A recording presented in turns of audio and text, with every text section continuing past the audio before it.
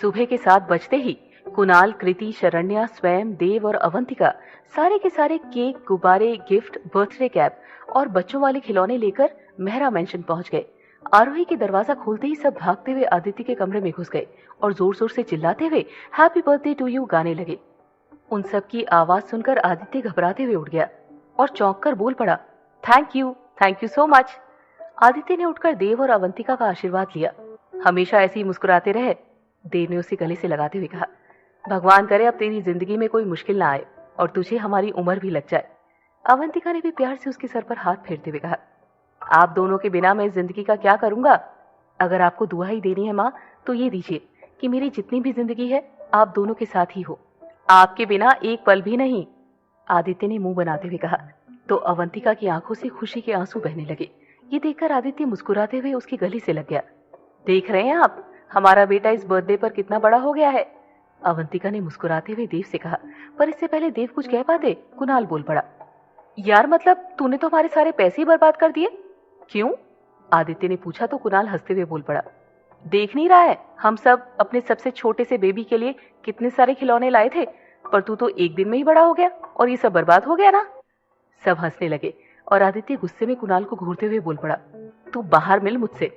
इससे पहले कुणाल कुछ कहता, देव मुस्कुराते हुए अवंतिका से बोल पड़ा, बड़ा तो ये पहले भी था पर अब समझदार हो गया है। खैर आज खुशी का मौका है तो प्लीज तुम ये रोना धोना बंद करो और आज शाम की पार्टी की तैयारियां करो। आज मेहरा मेंशन में एक बहुत ही आलीशान पार्टी होगी। नहीं डैड, इस बार कोई पार्टी नहीं, प्लीज आज का दिन मैं आप सबके साथ ही बिताना चाहता हूँ। आदित्य ने कहा तो देव चौंक कर बोल पड़े, are you sure? I mean तुझे तो पार्टीज बहुत पसंद है ना? याद है हर साल तू कितना एक्साइटेड रहता था। आई एम 100% श्योर डैड, क्योंकि अब मुझे पार्टीज नहीं आप सबका साथ पसंद है। अब मुझे भीड़ में खोना नहीं है बल्कि अपनों के साथ बैठकर खुद को तलाशना पसंद है। आदित्य ने आरोही की तरफ देखकर कहा तो देव मुस्कुराते हुए बोले, ओके जैसे तेरी मर्जी। अच्छा अब तुम सब बैठकर बातें करो, मैं तुम सबके लिए ब्रेकफास्ट बनाती हूँ। अवंतिका ने मुस्कुराते हुए कहा और फिर वो और देव कमरे से बाहर चले गए। आदित्य फिर से कुणाल को घूरने लगा तो कुणाल सकपकाते हुए बोला, तू ऐसे क्यों देख रहा है मुझे? क्या बोल रहा था तू कि मैं बच्चा हूँ? अभी किस एंगल से बच्चा दिखता हूँ मैं तुझे? आदित्य ने गुस्से में कहा तो कुणाल हंसते हुए बोला, अभी दिखता नहीं है पर दिल से तो बच्चा ही है ना तू। बच्चों के जैसे जिद करता है और गुस्से में बच्चों के जैसे ही मुंह फुलाकर बैठ जाता है। बताया मुझे कृति ने कि कल तू कैसे मुंह फुलाकर बैठा था। कोई बात नहीं टिकती ना तेरे पेट में, सब इस लंगूर को बताना जरूरी होता है। आदित्य ने कृति को घूरते हुए कहा तो कृति भी मुंह बनाकर बोली, हाँ तो उसमें क्या है, बॉयफ्रेंड है मेरा। और तू तो ऐसे कह रहा है जैसे तू कुछ नहीं बताता आरोही को। हाँ मैं नहीं बताता हूँ कुछ भी, आदित्य ने तैश में आकर कहा तो आरोही उसे आंखें दिखाते हुए बोल पड़ी, अच्छा तो इसका मतलब आप मुझसे अपने सीक्रेट छुपाते हैं? नहीं मैं बताता हूँ ना सब, आदित्य ने घबराते हुए कहा तो कृति भौं चढ़ाकर बोली, आ गया ना लाइन पर। कमीनो बर्थडे के दिन तो छोड़ दो, आदित्य ने खींच कर कहा तो कुणाल हंसते हुए बोला, देखा रोने लग गया ना बच्चों की तरह। मैं जो भी कहता हूँ ठीक ही कहता हूँ पर तू मानता ही नहीं। चल छोड़, आज तेरा बर्थडे है ना तो ऐश कर। अब जाने भी दीजिए ना कुणाल भाई, बर्थडे है भाई का आज के लिए नहीं छोड़ देते हैं? स्वयं ने भी हंसते हुए कहा, हाँ और आगे क्या करना है ये डिस्कस करते हैं, शरण्या ने मुस्कुराकर कहा तो आदित्य फिर से कंबल ओढ़ते हुए बोल पड़ा, तुम लोगों को जो करना है करो, मैं तो चला सोने, बहुत नींद आ रही है। अरे गधे तेरा बर्थडे है तो जो प्लान होगा तेरे साथ ही होगा ना, कुणाल ने मुंह बनाकर कहा। हाँ भाई और आप अभी तो सोकर जागे हो, फिर से क्यों सोना है आपको? स्वयं ने कहा तो आदित्य उसे आंखें दिखाते हुए बोला, मेरे प्यारे दुलारे भाई मैं सोकर जागा नहीं हूँ, सो रहा था और तुम सबने आकर जबरदस्ती जगाया मुझे। यार इतनी सुबह कौन बर्थडे विश करने आता है, थोड़ी देरी से नहीं आ सकते थे तुम लोग? साले तुझे ना अगली बार से विश ही नहीं करूंगा मैं, सड़ू कहीं का, कुणाल ने मुंह बनाकर कहा। एंड बाय द वे होने वाले जीजू 7 बजे जल्दी कब से होने लगा? शरण्या ने भी मुंह बनाते हुए कहा, अरे जब सुबह के 4 बजे सोऊंगा तो 7 बजे जल्दी होगा ना, आदित्य खींचकर कहने लगा तो कुणाल चौंक कर उसकी तरफ देखते हुए बोला, ओए तू इतनी सुबह तक क्या कर रहा था? डोंट टेल मी भैया कि आप और भाभी, ये कहते हुए स्वयं हंसने लगा और बाकी सब प्रश्नवाचक चेहरे के साथ आदित्य और आरोही की तरफ देखने लगे। नहीं ऐसा कुछ नहीं है, आरोही ने शर्माते हुए कहा तो आदित्य भी सकपकाते हुए बोला, हाँ हाँ ऐसा कुछ नहीं है, वो तो हम बस बातें कर रहे थे। अबे ऐसी कौन सी बातें होती है जो शाम के 4 बजे से लेकर अगले सुबह के 4 बजे तक चलती है? कुणाल ने हंसते हुए कहा तो आदित्य उसे घूरते हुए बोला, वो ना मैं तुझे कभी अकेले में बताऊंगा। नो थैंक्स, वैसे भी मैं उस टाइप का नहीं हूं। कुणाल ने आदित्य की टांग खींचने के लिए अपना कॉलर समेटते हुए कहा, हा हा हा, joke of the day, very funny. अब तू खुद अपनी बकवास बंद करेगा या मैं कुछ स्पेशल ट्राई करूं? आदित्य ने कुणाल को घूरते हुए पूछा तो कुणाल मुस्कुराकर बोला, चल ठीक है, नहीं ले रहा तेरी मौज। जा आदि जा, जी ले अपनी जिंदगी। वैसे आप सबने एक चीज नोटिस की कि हमारे rough and tough angry young man type भाई आजकल चिकनी चमेली बने हुए हैं? स्वयं ने गौर से आदित्य के चेहरे की तरफ देखते हुए कहा तो कुणाल भी आदित्य का चेहरा पकड़कर इधर उधर करते हुए बोला, अरे हाँ यार, तेरा तो लुक भी बच्चों वाला हो गया आजकल। तेरा स्टाइल स्टेटमेंट, तेरी दाढ़ी कहाँ है? सब फिर से आदित्य की तरफ देखने लगे और इस बार आदित्य मुस्कुराते हुए आरोही की तरफ देखते हुए सोचने लगा, बहुत देर से मुझे बच्चा बच्चा बोलकर मेरी मौज ले रहे थे ये सब। अभी इन्हें अपनी रोमांटिक स्टोरी सुनाता हूँ, फिर लड़कियां हो जाएगी मुझ पर फ्लैट और इन दोनों का बजा देंगी बैंड। वो क्या है ना, आरोही को, आदित्य ने मुस्कुराकर आरोही की तरफ देखते हुए कहा, पर इससे पहले वो अपनी बात पूरी कर पाता आरोही घबराते हुए बोल पड़ी, क्या हम सब ये बेफालतू की बातें लेकर बैठे हैं? चलो कुछ और बातें करते हैं। नहीं नहीं, अब तो हमें जानना ही है कि आदि चिकनी चमेली कैसे बन गया। प्रीति ने मुस्कुराते हुए कहा तो शरण्या भी बात आगे बढ़ाते हुए बोली, हाँ तो जीजू क्या कह रहे थे आप? दी को क्या? हाँ तो मैं ये कह रहा था कि आरोही को। आदित्य फिर से इतना ही कह पाया कि तभी आरोही ने उसके मुंह पर हाथ रख दिया और खुद बोल पड़ी, मैं बताऊंगी। वो एक्चुअली क्या है ना कि मुझे दाढ़ी में अच्छे नहीं लग रहे थे, इसीलिए मैंने ही बोला था शेविंग के लिए। सब चौंक कर आदित्य की तरफ देखने लगे, पर आदि नहीं में अपना सर हिलाने लग गया।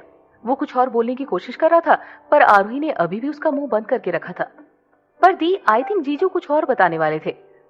शरण्या ने आदित्य की तरफ देखते हुए कहा तो आरोही झूठा गुस्सा दिलाते हुए बोली, तू चुप कर, तुझे कुछ नहीं पता। जब बात यही है तो वो कुछ और क्यों बताएंगे, है ना आदि? यही बात थी ना? आरोही ने आदि को आंखें दिखाते हुए पूछा। आरोही को गुस्से में देखकर आदित्य बेचारा सा मुंह बनाकर हाँ में सिर हिलाने लगा। खतरा टलते देख आरोही ने उसके मुंह से अपना हाथ हटा लिया, लेकिन कुणाल की जासूसी अभी खत्म नहीं हुई थी, इसीलिए वो शरारती मुस्कान के साथ बोल पड़ी, अगर यही बात थी तो तूने उसे क्यों नहीं बताने दिया? हाँ, अब तो मुझे भी लग रहा है कि बात कुछ और ही थी। स्वयं ने भी हंसते हुए कहा तो आरोही उन पर चिल्लाते हुए बोली, कोई और बात नहीं थी, यही बात थी, और अब कोई भी इस बारे में बात नहीं करेगा। Is that clear? Hitler mode on. सब एक साथ बड़बड़ाए तो आरोही उन्हें घूरते हुए बोली, कुछ कहा तुम लोगों ने? नहीं नहीं तो, सब एक साथ सकपकाते हुए बोले तो आरोही मुस्कुराकर बोल पड़ी, गुड, नो बैड। आदित्य ने कुछ याद करते हुए कहा और फिर जल्दी से उठकर तैयार होने लगा। तैयार होकर आदित्य बिना कुछ कहे अपनी कार लेकर निकल गया। सब हैरानी से एक दूसरे की तरफ देखने लगे, पर आरोही गुस्से में कुणाल को घूरने लगी, तू मुझे ऐसे क्यों घूर रही है? मैंने थोड़ी ना कहा था उसे जाने को। कुणाल ने कहा तो आरोही उसे आंखें दिखाते हुए बोली, मिनी कहाँ है? मैंने कहा था ना उसे भी साथ लेकर आना। हाँ तूने कहा तो था, पर मैंने कृति को बोला था। कुणाल ने घबराते हुए कहा तो कृति कुणाल को घूरते हुए बोली, हाँ पर मुझे लेट हो रहा था तो मैंने स्वयं और शरण्या को बोल दिया था। ये सुनकर आरोही स्वयं और शरण्या की तरफ देखने लगी। आरोही को गुस्से में देख स्वयं और शरण्या मासूम सा चेहरा बनाकर एक दूसरे की तरफ देखने लगे। अब तुम दोनों को कुछ कहना है? आरोही ने गुस्से में पूछा तो स्वयं घबराते हुए बोला, हाँ भाभी, मुझे ये कहना है कि हमें यहाँ टाइम वेस्ट नहीं करना चाहिए और जल्दी से ऑर्फनेज चलना चाहिए। Yes, he is right, Kunal ने मुस्कुराकर कहा तो आरोही उसे घूरते हुए बोली, राइट के बच्चे, एक काम नहीं होता ना तुझसे, खैर तुझे तो मैं बाद में देखूंगी। ये कहते हुए आरोही भी अपनी कार लेकर हॉस्पिटल के लिए निकल गई और उसके पीछे पीछे शरण्या, स्वयं, कृति और कुणाल भी निकल गए। जैसे ही आदित्य कार पार्क करके हॉस्पिटल के गेट पर आया, उसकी आंखें खुली की खुली रह गई। पूरा हॉस्पिटल फूलों और गुब्बारों से बहुत ही खूबसूरती से सजा हुआ था। हर तरफ आदि की तस्वीरों के साथ हैप्पी बर्थडे आदि के पोस्टर लगे हुए थे। आदित्य जैसे अंदर की तरफ बढ़ा, लॉबी के बीचों बीच मेज पर एक बड़ा सा केक रखा हुआ था। हॉस्पिटल के सारे लोग एक साथ खड़े होकर जैसे आदित्य के आने का ही इंतजार कर रहे थे।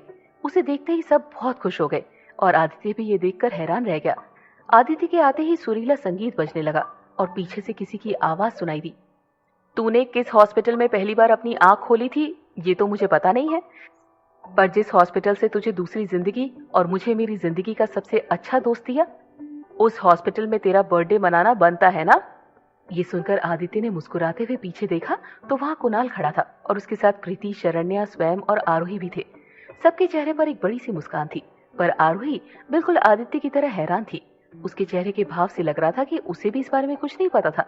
आदित्य जाकर कुणाल के गले से लग गया और कुणाल भी उसे कस के पकड़ते हुए बोल पड़ा, हैप्पी बर्थडे भाई। थैंक यू सो मच यार। मुझे तो कभी कभी समझ ही नहीं आता कि तेरे पर गुस्सा करूं या प्यार। आदित्य ने भावुक होकर कहा तो कुणाल उसे छोड़कर अपनी कॉलर समेटते हुए बोला, यार तो गुस्सा ही कर, क्योंकि तुझे पहले ही बता चुका हूं मैं कि मैं उस टाइप का नहीं हूं।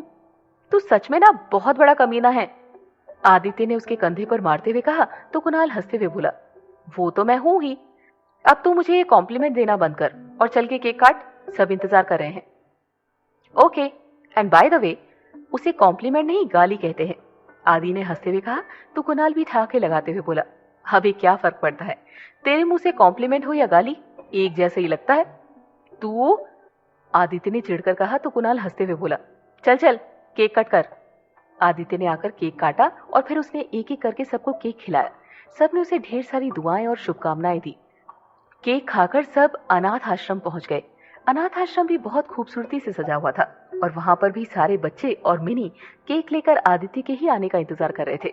आदित्य को देखकर मिनी भागते हुए उसके पास आ गई और आदित्य ने मुस्कुराते हुए उसे अपनी गोद में उठा लिया। हैप्पी बर्थडे बॉयफ्रेंड, मिनी ने आदित्य के गालों को चूमते हुए कहा। थैंक यू गर्लफ्रेंड, वैसे मेरा गिफ्ट कहाँ है? आदित्य ने भी मिनी के गालों को चूमते हुए पूछा। अले बुद्धू, पहले केक तो काटिए, फिर गिफ्ट दूंगी ना, मिनी ने आदित्य के सर पर हाथ मारते हुए कहा। तो आदित्य भी हंसते हुए बोल पड़ा, अरे हाँ, मैं तो भूल ही गया था। आदित्य ने उसका हाथ पकड़कर केक काटा और फिर वो सारे बच्चों को केक खिलाने लगा। आदित्य के चेहरे पर आज एक बहुत ही प्यारी सी मुस्कान थी, जिसे देखकर आरोही और कुणाल भी बहुत खुश हो गए थे। ये सब कब प्लान किया तूने? आरोही ने कुणाल से पूछा तो कुणाल मुंह बनाते हुए बोला, तुझे क्या लगता है सरप्राइज सिर्फ तू ही दे सकती है, मैं नहीं? फालतू में डांट दिया मुझे। अच्छा सॉरी, आरोही ने एक कान पकड़ते हुए कहा तो कुणाल उसे घूरते हुए बोला, दोनों पकड़। चल अब ठीक है? आरोही ने दोनों कान पकड़ते हुए पूछा तो कुणाल मुस्कुरा कर बोला, हाँ अब इट्स ओके।